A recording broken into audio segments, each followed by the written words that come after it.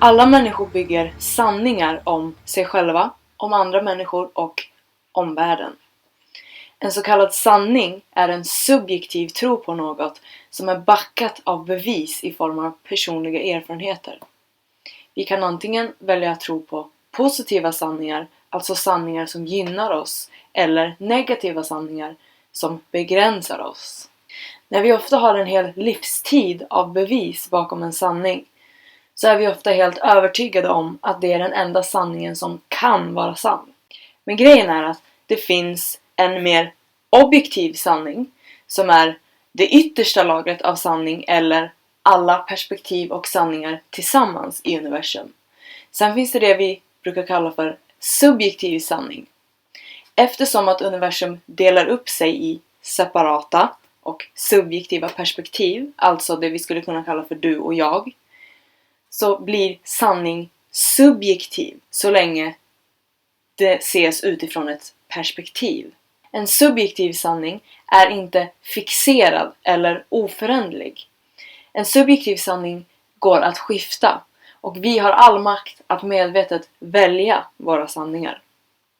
Från universums yttersta perspektiv, ett mer objektivt perspektiv, så kan inte en polaritet existera utan sin motpart.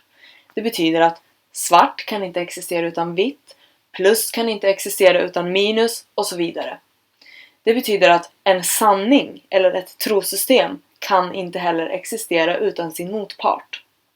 Så om jag till exempel tror på sanningen jag är värdelös, så vet vi i samma stund att det är 100% möjligt att tro på den motsatta sanningen, som då skulle vara jag är värdefull. Eller om jag till exempel tror på sanningen om jag följer min dröm så kommer jag inte ha några vänner. Så vet vi att det är fullt möjligt att tro på motsatt sanning, som då till exempel skulle kunna vara om jag följer min dröm så kommer jag ha överflöd av vänner eller något. En annan sak värt att nämna är att allting vi kan tänka en tanke av är möjligt att existera. Varför? Jo, för att tanke är vibrerande energi precis som allting annat. Vi människor har en tendens att tänka att desto högre densitet någonting har eller desto mer fysiskt och fast något är, desto mer existerar det. Men i själva fallet så är allting vibrerande energi som tar sig form på olika sätt. Det vill säga en tanke existerar precis lika mycket som ett bord eller en lampa. Det är bara det att de är i olika stadier av manifestation, skulle man kunna säga. Så när vi tänker en tanke av till exempel en tidsmaskin, så är det inte bara fullt möjligt för en tidsmaskin att potentiellt existera, utan den existerar redan som vibrerande energi för att den existerar i form av en tanke. Så frågan är inte om det är möjligt att tro på någonting eller inte. Frågan är vilka sanningar gynnar det mig att tro på och vilka sanningar begränsar det mig att tro på. Så varför är det en bra idé att medvetet välja sanningar som gynnar mig att tro på? Jo, för att vi lever i ett universum där den så kallade attraktionslagen är den primära naturlagen. Det betyder kort sagt att allting som existerar vibrerar i olika frekvenser. Och lika frekvenser attraherar varandra. Det betyder att alla vibrationsmönster som är ett perspektiv, alltså du eller jag, alla minnen, alla tankar, alla känslor, vår fysiska kropp och så vidare, kommer att attrahera en extern verklighet som vibrerar i lika frekvenser som totaliteten av oss gör. Det här är ett väldigt smart sätt för universum att lära sig om sig själv genom ett perspektiv. Att jag kan förstå vad jag är genom att uppleva min externa verklighet. Så vi skulle kunna säga att våra tankar, alltså vårt fokus, är en väldigt stor del av hur vi skapar våra externa verkligheter. Så de sanningarna vi tror på blir ett form av fokus och tankemönster som sedan reflekteras i form av en fysisk verklighet. Så om vi vill leva lyckliga liv så behöver vi välja sanningar som gynnar vår egen lycka. Att välja en positiv sanning eller en sanning som gynnar oss är därför att välja sanningar som reflekterar en verklighet som känns bra. Det här är anledningen till varför det vi tror på blir sant, vad det än är. Så nu när jag har pratat om att vi kan välja att tro på vad vi vill och varför det är en bra idé att välja subjektiva sanningar som gynnar oss, så är det hög tid att ställa frågan: hur kommer det sig att vi börjar tro på en sanning in the first place? Jo, en sanning blir byggd främst för att vi adopterar sanningar av vår omgivning när vi växer upp. En del medvetet, men mest undermedvetet. Så för att ta ett exempel. Låt oss säga att jag växte upp i en omgivning med föräldrar som trodde på sanningen: det är svårt att tjäna pengar. Eftersom de då var programmerade till att tro på den här sanningen och tänka den här typen av tankemönster, så var det förmodligen också sånt som de uttryckte till sin omgivning. Och deras beteende var förmodligen också styrt utifrån den sanningen. Så jag kanske fick höra saker som: pengar växer inte på träd. Du måste jobba hårt för att tjäna pengar. Samtidigt som jag kanske fick se dem i sitt beteende jobba ihjäl sig och ändå knappt få ihop hyran, till exempel. I ett barns värld så är ens föräldrar de som kan allt och borde ha rätt om allt, eftersom att de är både större, äldre och ens överlevnad hänger på dem. Det finns ingen anledning som barn att ifrågasätta ens föräldrars beteenden och sanningar. Det som då händer är att man växer upp och adopterar den sanningen av sin omgivning. Så i det här exemplet så hade jag då växt upp och lärt mig att det är svårt att tjäna pengar. Och jag kommer då börja tänka tankemönster i linje med den sanningen, vare sig de är medvetna eller undermedvetna. Och vad vet vi om attraktion och tankar? Jo, att det tankar jag tänker kommer att speglas i en extern verklighet. Så tack vare att jag nu börjar tänka tankar i linje med att det är svårt att tjäna pengar, så kommer mer och mer bevis att speglas bakom den sanningen. Och jag kommer bli mer och mer övertygad om att det är sant. Det är svårt att tjäna pengar. Så anledningen till varför vi tror på en sanning är för att vi har en hel hög av personliga bevis som stödjer den sanningen. Så för att skifta en sanning så behöver vi slå hål på de bevisen och sen hitta nya bevis till en ny, mer gynnande sanning.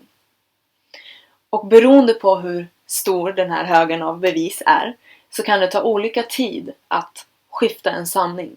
Ibland behöver det vara en lite längre process och ibland går det på en halv sekund. Jag är personligen inte ett jättestort fan av att försöka tvinga sig själv till att tro på någonting som man verkligen inte tror på, som ligger så långt borta. Om vi till exempel säger att alla bevis jag någonsin har upplevt i mitt liv säger att jag är ful, till exempel. Lycka fucking till att försöka få mig att tro på den andra änden av den polariteten på 3 sekunder, när alla bevis jag någonsin har säger något annat. Om något så kommer det förmodligen bara göra mig ännu mer medveten om hur ful jag känner mig. Men man kan ta det i systematiska steg. Så istället för att försöka pressa mig in i sanningen att jag är finast i världen i det här exemplet, så skulle jag kunna hitta små saker hos mig själv som jag faktiskt tycker är fint med mig själv. Det kanske är min ögonfärg, det kanske är sättet jag går på, det kanske är en prick på min hud. Så istället för att hoppa 3 mil på en halv sekund, så tar man nästa naturliga steg och nästa naturliga steg mot målet. Jag tänkte i alla fall förklara en praktisk process man kan använda för att skifta en sanning.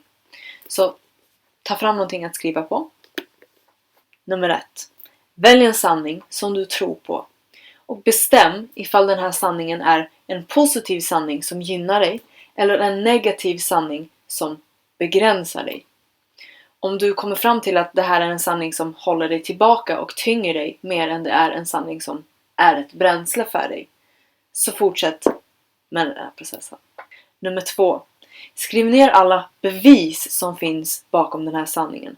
Alltså vilka personliga erfarenheter som stöttar att det här är sant i din värld.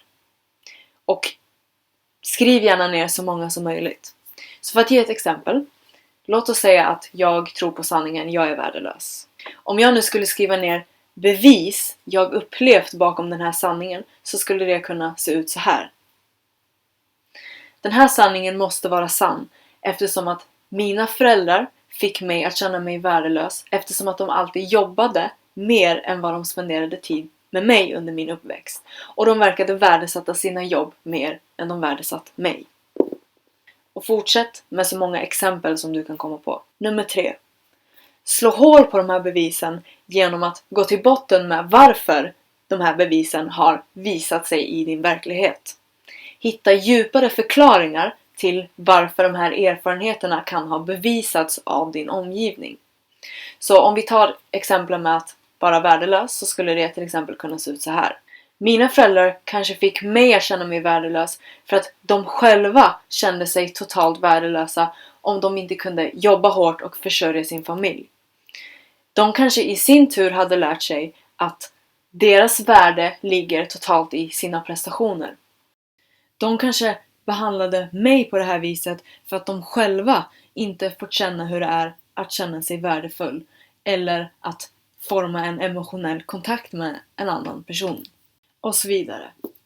Att hitta en djupare förklaring på det här sättet gör så att man kan kliva ur situationen och observera den mer objektivt. Och då se att det här har egentligen ingenting med ens eget värde att göra. Nummer 4. Hitta en ny sanning att byta ut den gamla mot. En ny, mer positiv och gynnande sanning i det här exemplet skulle då till exempel kunna vara: jag är värdefull. Nummer 5. Hitta så många nya bevis du kan för att stödja din nya sanning. Och öppna ditt sinne för att de här bevisen kan komma i form av vad som helst. Kanske hittar du bevis i ett sms du får av en vän. Eller i bilder och videos du ser på internet. Eller vissa situationer du hamnar i med andra människor. Och så vidare. Allt möjligt som kan stödja din nya sanning. Och kom ihåg att det behöver inte vara stora saker. Det kan vara en sån liten sak som att jag finns. Det måste betyda att jag har något slags värde. Bara det att du nu har blivit medveten om att de här tankemönstren har funnits inom dig och att du nu har observerat dem utifrån gör att du i samma sekund har klivit ur ditt gamla perspektiv och skiftat till ett nytt perspektiv. Det betyder att du redan har börjat tänka i nya tankemönster. Bara det är ett stort kliv från där du var förut. Men desto fler bevis du kan hitta till din nya sanning, desto snabbare, bättre och starkare kommer din tro vara till din nya sanning. Så låt universum visa dig att din nya sanning faktiskt är sann. Så ha så kul med att välja vad du vill tro på.